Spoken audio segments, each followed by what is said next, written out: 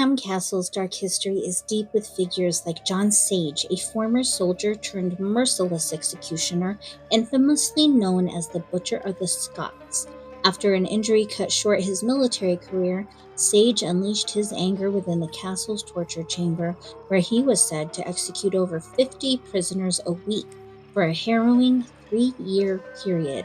His methods were gruesome, and he employed a variety of torture devices, including the wheel, the Iron Maiden, the rack, and so many more.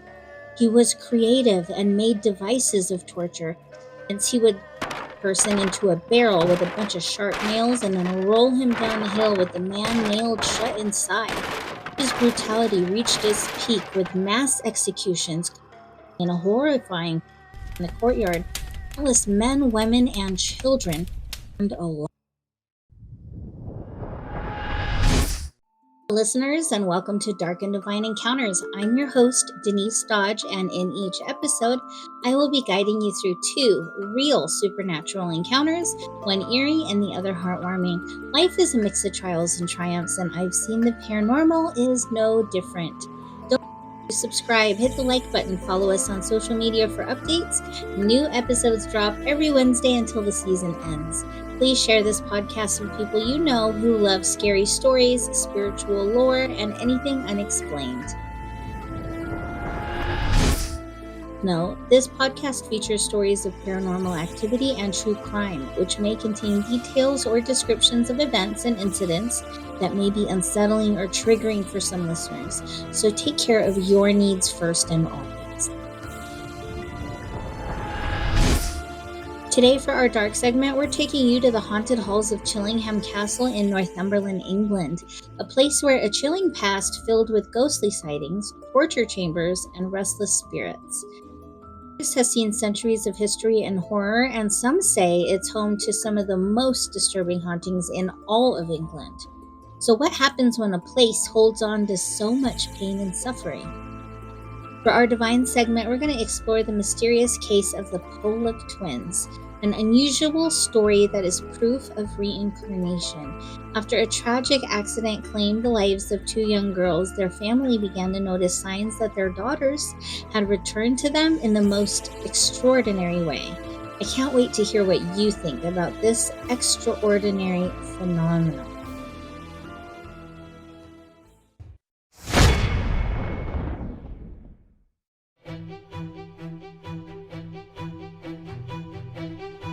Chillingham Castle, known as England's most haunted castle, carries a legacy steeped in chilling stories. Built initially as a monastery before 1246, it later transformed into a castle located in Northumberland near the Scottish border. By 1298, King Edward I had stayed here while preparing to confront William Braveheart Wallace. The place has borne witness to war, torture, and untold suffering, and some say over 100 restless spirits still wander its corridors. The Grey family owned Chillingham Castle starting in 1246, but its original manor house was demolished by a Scottish raid in 1296. Rebuilt and fortified by 1298, the castle became a stronghold. Its thick, 10-foot walls served as England's front line against Scottish invasions. With its prime locations, Chillingham was a key checkpoint in the brutal Scottish-English conflicts of the Middle Ages. Despite improvements over the centuries, the castle's bloody past has left some very deep scars. Throughout its history, Chillingham Castle has belonged to powerful families including Greys and Benets, several of whom were executed for defiance. Some of the unfortunate met brutal fates like hanging, quartering, and beheading. Once the Scottish-English Wars waned, the castle shifted roles, and a forest emerged around it, home to the famous Chillingham wild cattle, which are still preserved today. The castle's dark history is intensified by figures like John Sage, a former soldier turned ruthless executioner known as the Butcher of the Scots. After an injury ending his fighting career, Sage vented his frustrations in the castle's torture chamber. reportedly executing over 50 prisoners every week for 3 years. Sage's preferred methods will cause shivers down your bones, into your spine. So get a grip, because it's terrifying.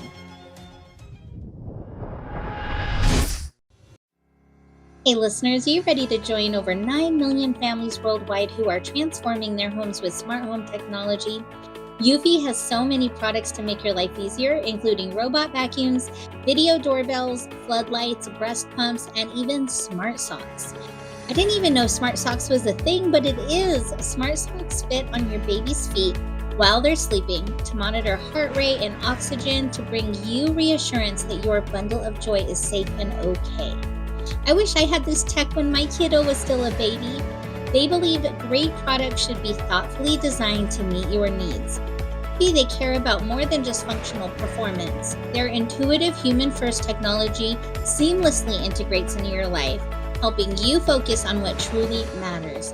Plus, with a hassle-free warranty, a 30-day money-back guarantee, free shipping, and lifetime customer service, you can have peace of mind for you and your family. So if you want to support our podcast while enjoying amazing smart home products, click on my affiliate link to shop at Eufy. The link is in my show description, and your purchase helps keep our show running. Also, don't forget to subscribe, hit the like button, and invite your friends and family to listen to our podcast too.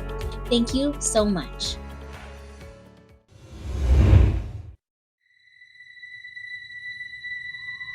The castle's dark history is intensified by figures like John Sage, a former soldier turned ruthless executioner known as the Butcher of the Scots. After an injury ending his fighting career, Sage vented his frustrations in the castle's torture chamber, reportedly executing over 50 prisoners a week for 3 years. Sage's preferred methods included devices like the wheel, the Iron Maiden, and the rack, alongside his own deadly inventions. Let's start with the wheel. It was used for a particularly slow and agonizing, torturous death. The primary goal of the first act, yes, there are multiple acts as if it was a theater play, was the agonizing mutilation of the body, not death. For the most common form would start with breaking the leg bones. The executioner would drop the execution wheel onto the shin bones of the convicted person and work its way up the body to the arms. In the second act, the body was braided into a spoked wheel, which was possible because of the broken limbs, and then they would tie the body to the wheel. And the wheel was then erected on a mast or a pole like a crucifixion. The body remained on the wheel after execution. It was left for the scavenging animals, birds, and decay. This form of punishment, like an ancient crucifixion, had a sacral function beyond death. According to the at this time, this would hinder transition from death to resurrection. Convict fell from the wheel still alive, or if the execution was to fail in some way, like maybe the wheel itself breaks or it falls off of its placement. This was interpreted as God's intervention. It does exist votive images of saved victims of the wheel, and there is literature on how to best treat sustained injuries this particular form of torture. Iron Maiden was more straightforward than the wheel. Basically, it was a giant box that would hold a human, and inside of the box were spikes all around so that the person inside cannot lean, fall, or move really in any direction without being stabbed. Was another device. Many of us who were kids or teens in the 90s, we saw this on the Addams Family when Morticia is tied and slowly stretched towards death. Luckily, Morticia is saved, and she didn't seem to be too terribly bothered by it, but during its use by John Sage, he would actually stretch people to the point of death with this horrendous device. He was very creative and he made other devices of torture. For instance, he would stick a person in a barrel with a bunch of sharp nails and then roll him down the hill with the man nailed shut inside. Sage's cruelty led him to slaughter captives in mass, culminating in a grisly fire in the courtyard where men, women, and children were burned alive. Chillingham's torture chamber remains open to the public, though it's not the original site, which lies sealed beneath the castle's tea room. Sealing it up because after a seance there was terrifying disturbances. Visitors have reported ghostly sounds of joints popping near the torture devices. His ghost is said to haunt the ground still to this day, and the residual agony from his reign of terror is still hanging on tight to the castle's atmosphere.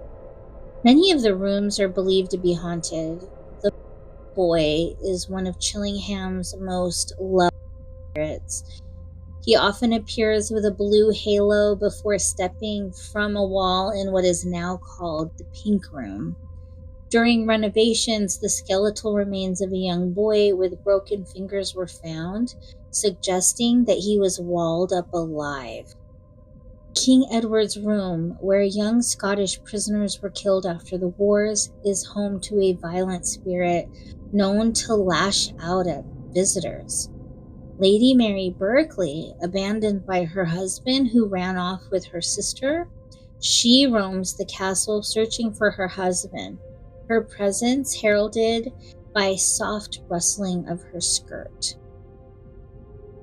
Other supernatural hotspots include the chapel, where skeletons have been found and where a young girl's spirit is known to interact with particularly the female visitors. The pantry ghost, believed to be a poisoned woman, appears to guards asking for water. The still room is another room which is connected to the dungeon, where they hold the castle's treasures and guards. There are cursed remains of visitors' stolen items in the room. Castle grounds hide secrets of their own. The gardens, serene, are steeped in darkness as well. They hold human remains from former hanging trees. An area called the Devil's Walk, it's the castle's main entry, and it was also the site for hangings. And restless monks are also said to appear at night, as if they're still mourning the souls who suffered there. World War II left its own scars on the castle, which was used as barracks, and it saw the surrounding forests destroyed.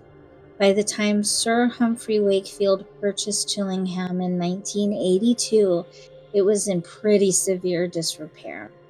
Sir Humphrey, whose wife descends from the Grey family, restored the castle and opened it to the public. Brave visitors can even stay the night, so if you're willing to face whatever spirits may be lurking in Chillingham's haunted halls, you definitely can do so. You've just heard the haunting history of Chillingham Castle, a place where darkness lingers in every stone, reminding us of the chilling side of the supernatural and the brutality of our ancestors. But here at Dark and Divine Encounters, we know that not every unexplained story is wrapped in fear. Sometimes these encounters offer glimpses of hope, connection, and the mysteries of life beyond. So let's shift gears. Our next story, The Tale of the Pollock Twins, brings a sense of wonder and awe. It's a story that reminds us that even in the realm of the unknown, there is room for love and continuity, and proof that souls can sometimes find their way back to the ones they love.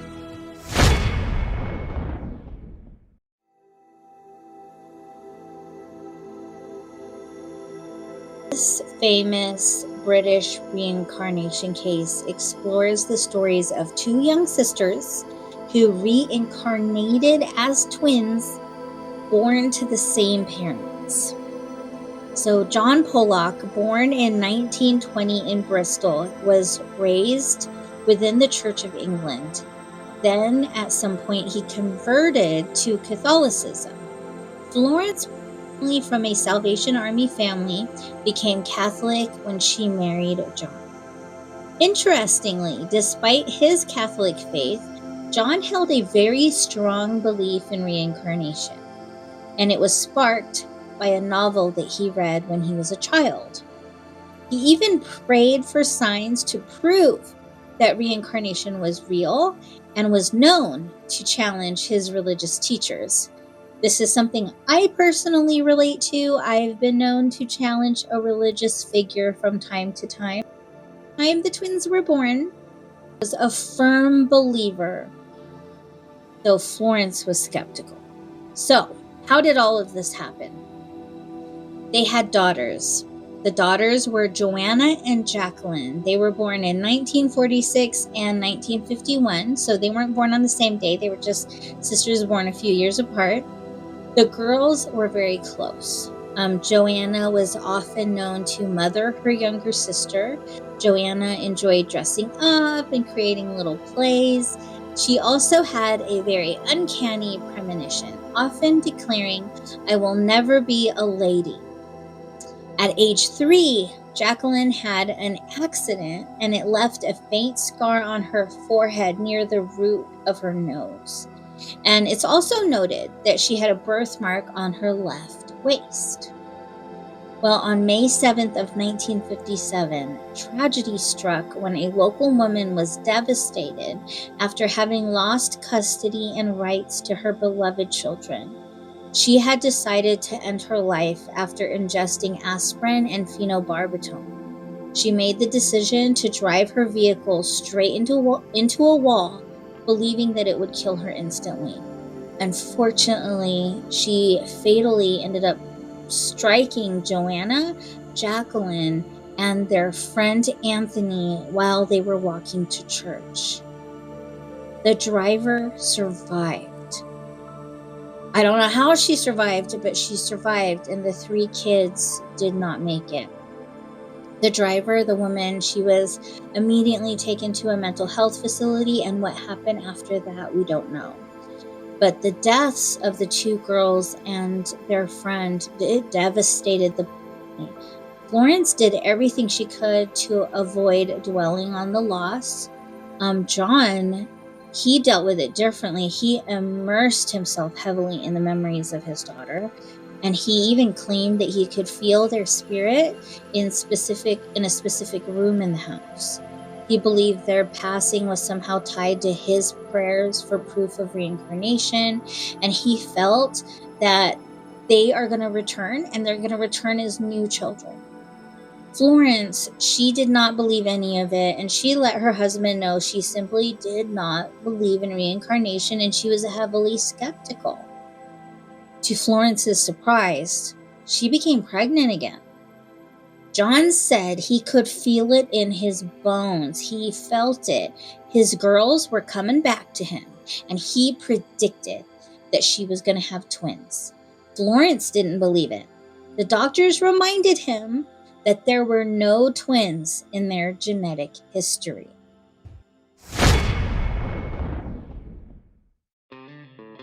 Hey listeners, do you want to experience the eerie chill of Chillingham Castle yourself?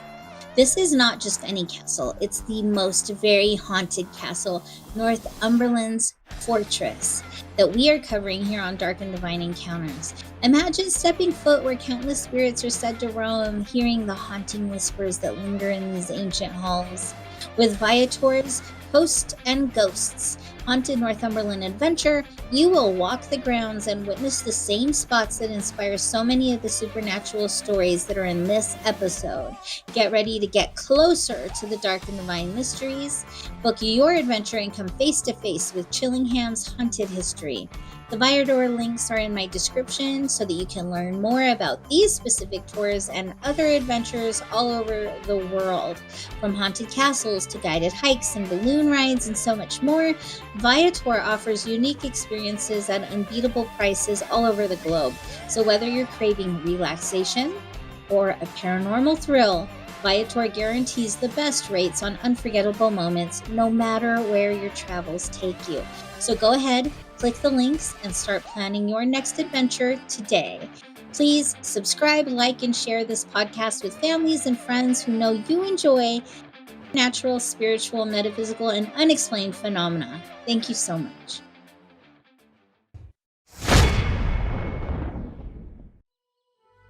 To Florence's surprise, she became pregnant again, and John firmly believed that Joanna and Jacqueline are going to return as twins.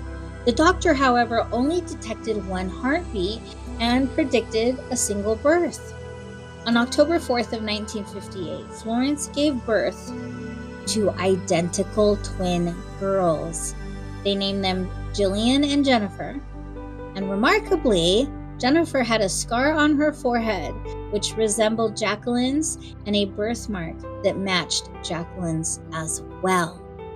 Renowned reincarnation researcher Ian Stevenson began investigating the case in 1963. After learning about it through media coverage, he conducted interviews with the Pollocks, he examined the birthmarks, and continued following their story for years. Tests confirmed the twins were monozygotic, which means they're identical. Yet Jennifer's birthmark mirrored those of Jacqueline, which really puzzled Stevenson, as genetic explanations could not account for the similarities. Ages 3 and 7, the twins demonstrated remarkable memories and behaviors that were closely aligned with Joanna and Jacqueline. When their parents brought out the deceased girls' toys, Jillian and Jennifer very naturally claimed the toys that were associated with each sister, even insisting that Santa had originally given them to them. Once Florence overheard Jillian tenderly cradling Jennifer's head, saying, "The blood is coming out of your eyes. That's where the car hit you." It matched the details from the accident scene. And Jennifer would hold her pencil upright like Jacqueline did, only switching to a traditional grip at age 7, just like Jacqueline's own writing habit growing up. The twins exhibited strong phobias around cars. In one instance, a car engine started nearby them in a narrow alley, and it prompted them to cling to each other really quickly in terror, saying, the car's coming for us." This reaction was very eerily reminiscent of the girls' original death, where they were unable to escape due to a wall beside the road. While Jennifer's build matched Jacqueline's, Jillian's gait mirrored Joanna's. The physical signs were more striking too. Jennifer's birthmark was identical to Jacqueline's, and it defied genetic explanation, further compelling Stevenson to consider reincarnation as a plausible answer. As they grew up, the twins forgot most of their past life memories, avoided referencing their past statements or his reincarnation beliefs, which they only learned about in their teens. By their 20s, Jillian and Jennifer remembered very little of the early experiences, but were very respectful of their parents' belief in reincarnation. Years later, Jillian had vivid images of herself as a young child, playing in a specific garden with her brothers. The details matched a place Joanna had visited, although Jillian herself had never been there. As we reflect on the extraordinary case of the Let's embrace the truth that we have all reincarnated from countless lives. This shared journey reminds us that every human being is part of one family, connected through our experiences and the love that transcends time and space.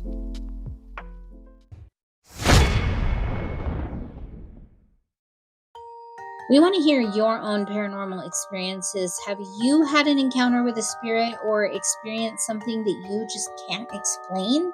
Send your experiences our way and you might hear them featured on an upcoming episode. You can reach out via email, social media, or through our website.